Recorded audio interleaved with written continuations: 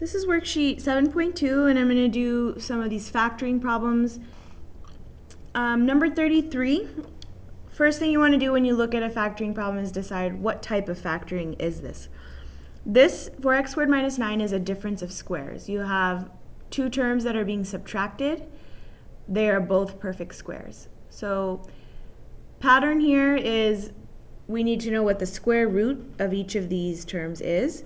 Square root of 4x squared is 2x. So I can say that 2x times 2x is 4x squared. I need these last two terms to multiply to 9. Square root of 9 is 3.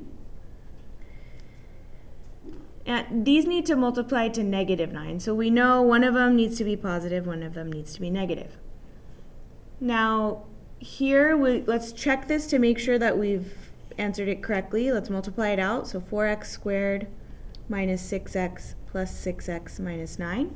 So what happened here is because one of these was negative and one was positive and these were the same terms, these middle terms cancel out and you do end up getting 4x squared minus 9.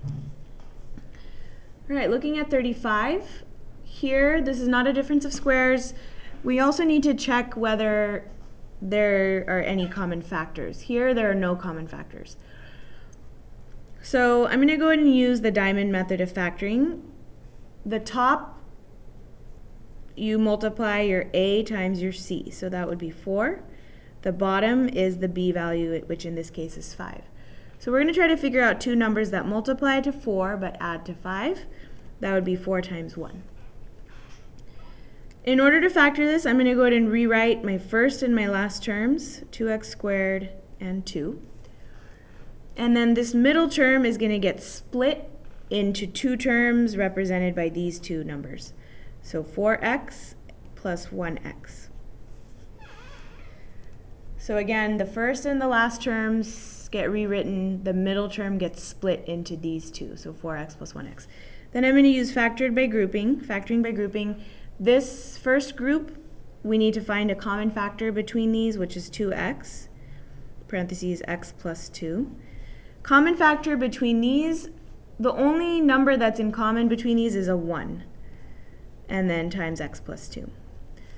So here, whatever factor is in common, once you've done your factoring by grouping, is one of the factors. And then whatever's left over, in this case the 2x and the 1, is your other factor.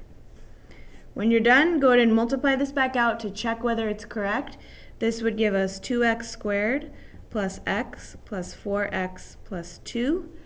This is equivalent to this, so we know that we factored it correctly. So far we've done a difference of squares, we've done a trinomial using the diamond method. Looking at number 40, this is not a difference of squares. Let's check if there's anything in common. Here we have x cubed in common. We also have 12 in common between all of these. So 12x cubed is our greatest common factor. We would have to multiply by 7, and then there are 3 more x's here. Plus 12 times 8 is 96, and there's 2 more x's. And 12 times negative 6, I already have an x cubed, so I just need to multiply by negative 6. Let's go ahead and check our work here. Multiplying this back out, that gives us 84 x to the 6th, 96 x to the 5th, and negative 72 x cubed. This is equivalent to what we started with, so we know that we factored it correctly.